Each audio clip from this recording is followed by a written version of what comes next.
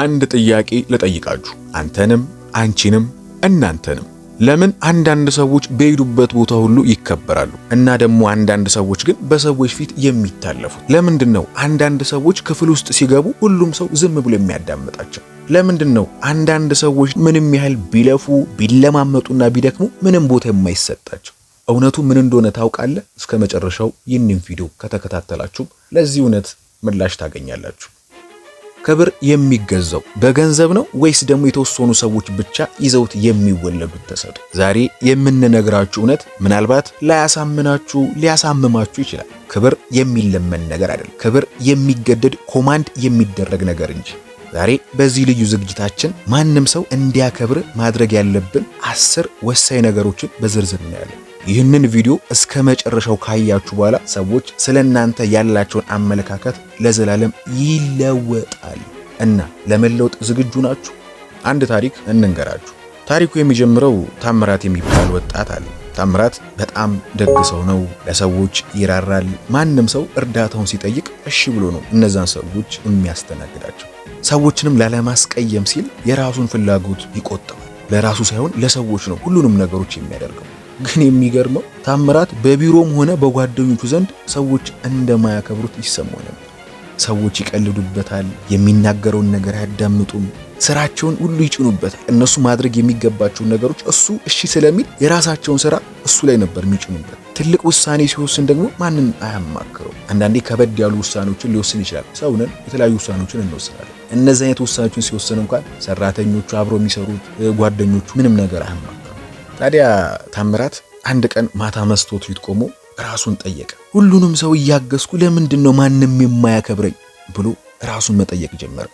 መልሱን ያገኘው ባህሪውን መቀየር ሲጀምር ነው ሰዎች እንዴት እንዲያከብሩኝ መጀመሪያ እኔ ራሴን ማክበር አለብኝ ብሎ አሰበ ከዚያ በኋላ ግን ህይወቱ ሙሉ ለሙሉ ነው የተቀየረው ከጥቂት ወራት በኋላ ከዚህ በፊት ያላከበሩ ሰዎች እንኳን ታምራትን ማክበር ጀመሩ በምን ምክንያት ታምራት ተከበረ ታምራት ምን አይነት ነገሮችን ቀየረ እስቲ እንመልከት ታምራት የተከተላቸውንና እርሱም ሊከተሏቸው የሚገቡት በርካታ ነጥቦች አሉ እነዛ ነጥቦች አሁን እንጀምር ታዲያ እነዚህን 10 መሮች አንድ ባንድ እንደየቅደም ተከተላቸው እንመለከታለን ወዳጄ እነዚህን 10 መርሆች ከተገበርካቸው እመነኝ እስከዛሬ ያላከበሩ እያንዳንዱ ሰው ማክበር ይጀምራል የመጀመሪያው ህግ አይ ማለት መለማመድ ሁሉ ጊዜ እሺ ምንል ከሆነ የኛ እሺ ዋጋ ያጣል ሰዎች ጊዜን እንደፈለጉ ሊጠቀሙበት እንደሚችሉ ነው የሚያስቡት እህቴ አንቺን ብትሆኚ እንደዛው የማይመቸን ነገር አይ ስንል ምክንያት አለመደርደር በልበ ሙሉነት አሁን አይመቸኝም ማለት ይከብዳል ግን ደግሞ ክብርን ያመጣል ስለዚህ አይመቸኝም ማለት ይቻላል አንድ ምሳሌ ልስጣችሁ አንድ የቅርብ ጓደኛችሁ ሁሉ ጊዜ ቅዳሜ ማታ የሆነ ቦታ እንሂድ እያለ ይጨቀጭቃችኋል ወይ ተጨቀጭቅሻለች እናንተ ግን ያንን ጊዜ ለጥናት ወይም ደግሞ ለራሳችሁ ስራ መድባችሁት ሊሆን ይችላል ወደ ቀድሙ ወደ ታምራት ታሪክ ወስዳችሁ የማይከበረው ታምራት ቢሆን እዚህ ላይ ምን አይነት መልስ ይሰጣል አረባከ ስራ ነበረኝ ግን ችግር የለውም በቃ ካልከኝማ እንሂድ ታዲያ በመሄዱ ይበሳጫል ስራው ይጓደላል ጓደኛውም አያከብረው አዲሱ ታምራት የሚከበረው የተለወጠው ታምራት እዚህ ላይ ምን አይነት መልስ ይሰጣል መሰላችሁ ቅዳሜ ማታ ፕሮግራም አለብኝ መብጣት አልችልም ሌላ ቀን እንገናኝ ይላል የትኛው ታምራት አዲሱ መከበር የጀመረው ታምራት እናንተም እንደዚህ ነው መሆን ያለባችሁ ብዙ ሰዎች ጓደኛዬ ቢቀየመኝስ ብላችሁ ተጠይቁ ይሆናል ነገር ግን ፕሮግራም አለብኝ ስትል የራስ ህይወትና ቅድሚያ የምትሰጠው ነገር እንዳለ ለጓደኛ መልእክት ያስተላልፋል ሰዎች ትርፍ ጊዜ እንደሌለ ሲያውቁ ለጊዜ ክብር ይሰጣሉ ለዛ ነው አይ ማለት መለማመድ ያለብን ለራሳችን ክብር ከምናገኝባቸው ነገሮች መካከል አይ ማለትን መለማመድ ያለብን ወዳጅ ወደ ሁለተኛው ህግ እንለፍ ስለ ራሳችን መረጃ አለማብዛት ስለ ራሳችን መረጃ ማብዛት የለብን ብዙ የሚያወራ ሰው ስተት መናገር እድሉ ሰፊ ነው በጣም ብዙ ምናወራ ከሆነ በርካታ ስህተቶችን እንናገራለን ሚስጥርን ሁሉ ለሰው የሚናገር ሰው ክብሩን ቀስ በቀስ እያጣ ይመጣል ወዳጅ ዝምታን መለማመድ አለበት ሰዎች ስለናንተ ሁሉንም ነገር ማወቅ የለባቸው በጥቂት ቃላት ብዙ ነገር መግለጽ የንጉሶች ባህሪ ነው ለዛ ነው ስለ ራሳችን እኛ ከምንናገር ይልቅ ስራችን መመስከር መቻል አለበት ስለራሴ እኔ እኮ እንዲህ ነኝ እኔ እኮ እንደዚህ ነኝ እኔ እንደዚያ ነኝ ብለን ምንናገር ከሆነ ይሄ ምንድነው የሚያወራው ይሄ ምንድነው የምትለው አራች ምንድን ወሬኛ ነች ነው እንጂ የምንባለው ክብርን አናገኝ ነገር ግን ስለ ራሳችን ብዙ መረጃ ሳናበዛ በምንሰራቸው በምንተገብራቸው ነገሮች የሚያውቁ ከሆነ ሰዎች ያኔ ክብርን ያገኛሉ። ክብርን መልሰው ለኛ ይሰጡናል። ወዳጄ ስለ ራስህ መረጃ ማብዛት የለብም። እህቴ አንቺም ብትሆኚ መጠንቀቅ አለብሽ። ስለ ራስሽ ምንም መረጃ እንዳታበሽ። ሶስተኛው ህግ የሰውነት ቋንቋን ማስተካከል። አንገታችን ደፍተን የምንሄድ ከሆነ ሰዎች ይህ ሰው ለራሱ ክብር የለውም ብለው ያስባሉ። ትከሻችን ቀና አድርግ። ስትናገር የሰዎች አይን መመልከት። ብዙ ጊዜ የሀገራችን አባባል ነገር በአይን ይገባል ይባል የለ? አይ ኮንታክት። ንግግር የረጋና የማይጣደፍ መሆን መቻል አለበት። አሁን ለምሳሌ ወደ አዲስ ቢሮ ወይም ደግሞ ስብሰባ ውስጥ በሚገባበት ሰዓት ላይ የማይከበር ሰው አንገቱን ደፍቶ እጁን ኪስ ውስጥ ከቶ ጥግ ጥጉን ይያል ወይም ደግሞ በጥግ ነው የሚሄደው። ማንም እንዲያየው የማይፈልግ ነው የሚመስል። የሚከበር ሰውስ በሩን በልበ ሙሉነት ይከፍታል። ትከሻው ሰፊ ነው፣ ቀና ብሎ ይራመዳል። ወንበር ላይ ሲቀመጥም ተቆራምዶ ሳይሆን ዘና ብሎ ግን ደግሞ በስርዓቱ ቦታውን ይዛል። ሰዎች አንተ ስለ ራስህ የምታስበውን አይተው ነው የሚቀበሉ። እኔ እዚህ ቦታ ለመገኘት ብቁ ነኝ የሚል ስሜት በሰውነት ማሳየት አለ። በምንሄድበት በምንቀመጥበት ቦታ ሰውነታችን የፍርሃት የመንቀጥቀጥ ባህሪ የሚያሳይ ከሆነ ግን ክብር አናገኝም። ለተገኘንበት ቦታ ተገቢ ሰው መሆናችንን በሰውነቶቻችን በቦዲ ላንጉጅ ማሳየት መቻል አለብን። እህቴ አንቺም እንደዛው አዲስ ቢሮ አዲስ መስሪያ ቤት ስትሄጂ ቀና ጀነን ኮራ ብለሽ መሬት ግድግዳ እያየሽውን ፊት ለፊት እየተያየሽ ነገሮችን ማስመልከት ትችላለሽ። ህግ 4 እንለፍ። ጊዜህን ማክበር value your time bro ሲስተር አንቺም እንደዛው ጊዜያችሁን ማክበር መቻል አለባችሁ። ጊዜያችንን ምናከብር ከሆነ ሰዎች እኛን ከሚያከብሩ ነገሮች መካከል አንደኛው ነው።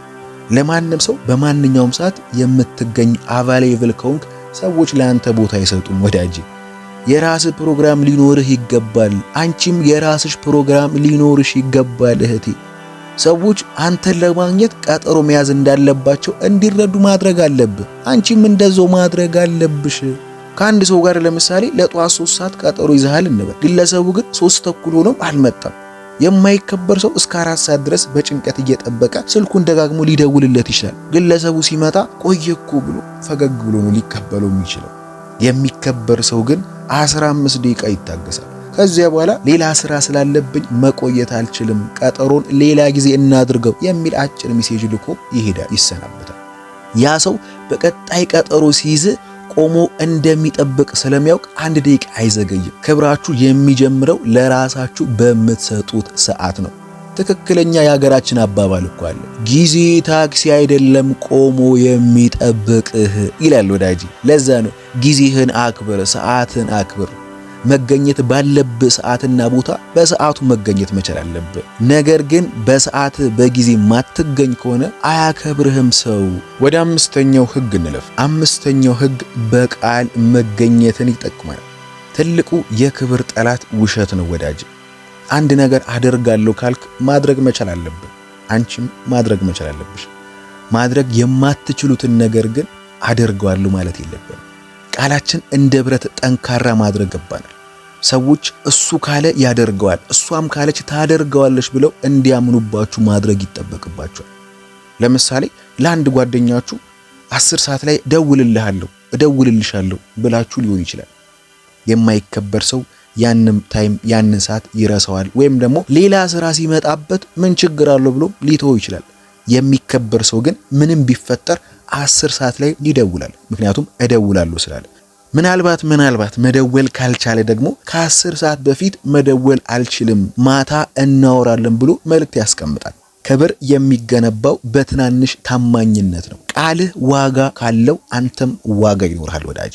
ከዚህ በፊት ይህንን ቪዲዮ ከመመልከታችሁ በፊት የተለያዩ ሰዎች ላይ የተለያዩ ቦታዎች ላይ ቃል ገብታችሁ ሊሆን ይችላል። ታዲያ ያንን ቃል ደግሞ ያልተገበራችሁበት አጋጣሚ ሊኖር ይችላል በተለያዩ ምክንያቶች።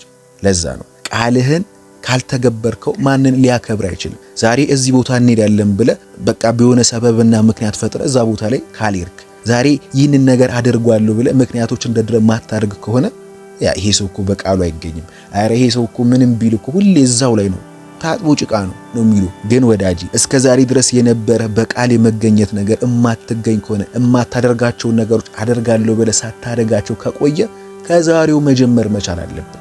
ክብርን ከሚያስገኙልህ ነገሮች መካከል በቃልህ መገኘት ነው። ለራስህ ቃል ልትገባ ይገባል። ይህን ነገር አደርጋለሁ ብለህ ማድረግ።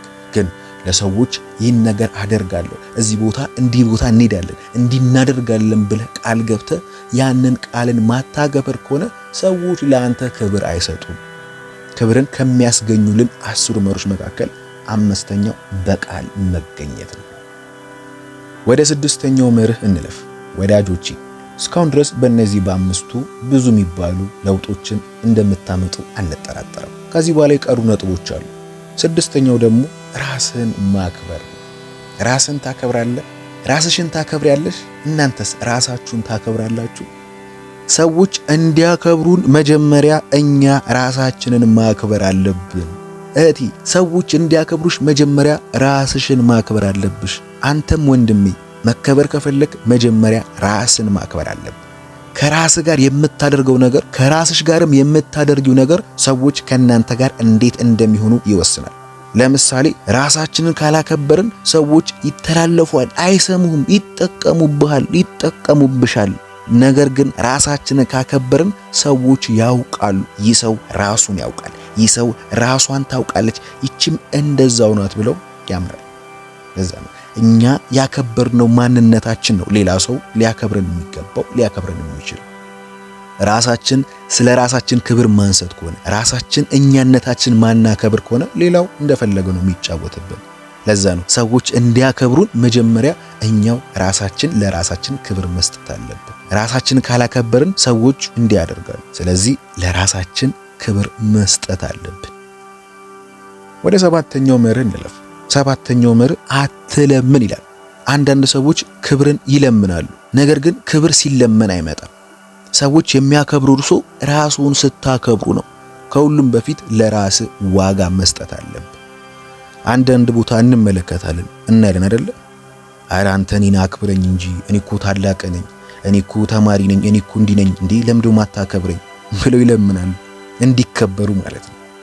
ወዳጅ ያለመና ክብርን አያስገኝልን፣ ክብርን አያስገኝልሽም። እኔ እኮ ዶክተር ነኝ፣ እኔ እኮ ፓይለት ነኝ፣ አክብረኝ ኖ እንደዛ ቦሬ ስላለን ተለምነን አይደለም መከበር ያለበት። ፓይለትነታችን እንደ ፓይለት ስንሆን፣ ዶክተር ከሆነን ደግሞ እንደ ዶክተርነታችንን ስራችን ላይ ሲሪየስ ስንሆን ያ የምንሰራው ስራ ያስከብረናል እንጂ ለምነን እንዲያከብሩን ማድረግ የለብንም። እንዳትለምን እንዳትለምኝ። እዚህ ክብርን ማግኘት ከፈለክ መለመን የለብንም። የምትሰሪው ስራ ሊያስከብርሽ ይገባል፣ ሊያስከብራችሁ ይገባል። 8ኛው መርህ እርግጠኛ ሁን ይላል። እርግጠኛ ሁኝ፣ እርግጠኛ ሁኑ። ሰዎች የሚያከብሩት እርግጠኛ የሆነን ሰው ነው።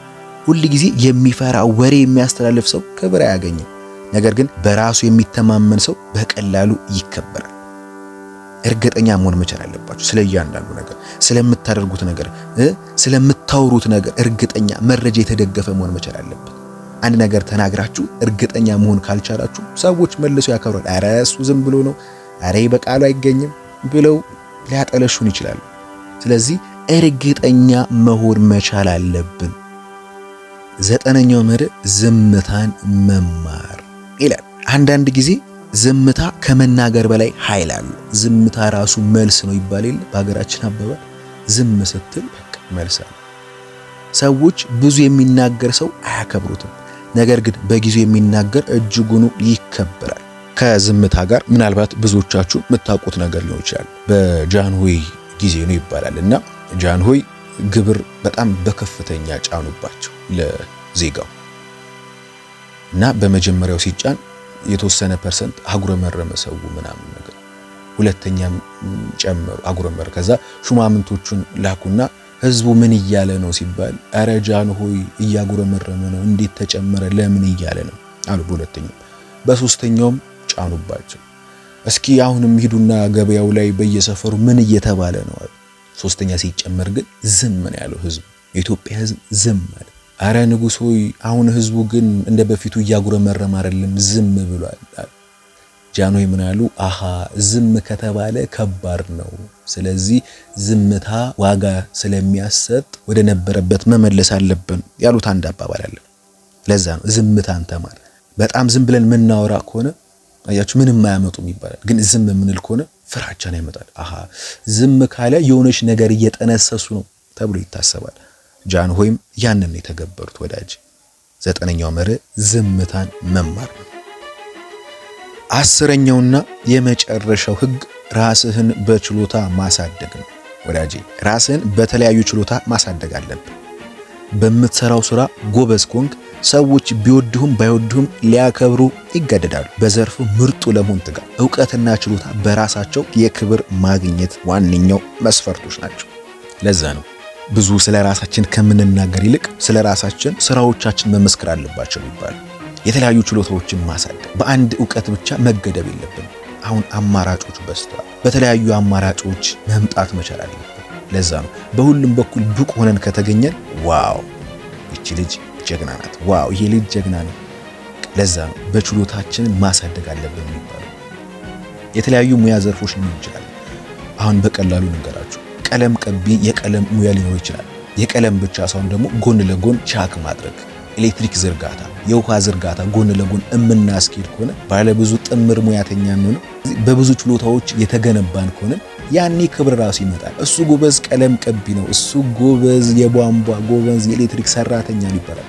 ለዛ ነው ችሎታዎቻችንን በምናሳድግበት ሰዓት ላይ የክብራችን መጠን ከጊዜ ወደ ጊዜ እየጨመረ ይመጣል። በዘርፉም ምርጥ ለመሆን መትጋት መቻል አለብን። ዕውቀትና ችሎታ በራሳቸው ክብርን የማግኘት ዋነኛ መሳሪያ ናቸው ወዳጅ። እነዚህን 10 ነጥቦችና 10 ህጎች ተመልክተናል። ወደ ኋላ ልመልሳችሁ። ታምራት እነዚህን ህጎች መተግበር ሲጀምር መጀመሪያ ላይ ጓደኞቹ ተቀየረብን ብለው ርቀውታል። ግን ከጥቂት ወራት በኋላ ያሾፉበት የነበሩ ሰዎች ሁሉ ምክር ሊጠይቁት ወደ ማን መጡ? ወደ ራሱ ወደ ታምራት መጡ። ለምን? ምክንያቱ ደግሞ ታምራት መጀመሪያ ራሱን አከበረ፣ ከዚያም ዓለም እንዲያከብረው አስገደደ። አንተም አንቺም መጀመሪያ ራስሽን ካከበርሽ ከዛ በኋላ ሌሎች አንቺን ያከብሩሻል፣ አንተንም ሌሎች ያከብሩሃል። ታምራትንም ይህንንም ህጎች ተመለከታችሁ አይደል? አሁን ምርጫው እናንተ ነው። ሰዎች እንዲረግጧችሁ ትፈቅዳላችሁ ወይስ ደግሞ እንደ አንበሳ መከበር ትጀምራላችሁ?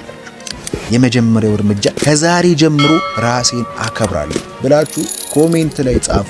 ይህ ለራሳችን የምንገባው ቃል ኪዳን ነው። ሁለተኛው እርምጃችን ደግሞ ይህ ቪዲዮ ህይወት ላይ ለውጥ ካመጣ ላይክ አድርግ።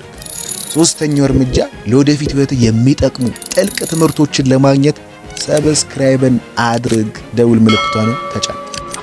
ያስታውሱ፣ ሰዎች የሚያከብሩት እርሶ ራስዎን የሚያከብሩበት ያህል ብቻ ነው። በሚቀጥለው ቪዲዮ እስክንገናኝ በልበ ሙሉነት ኖሩ።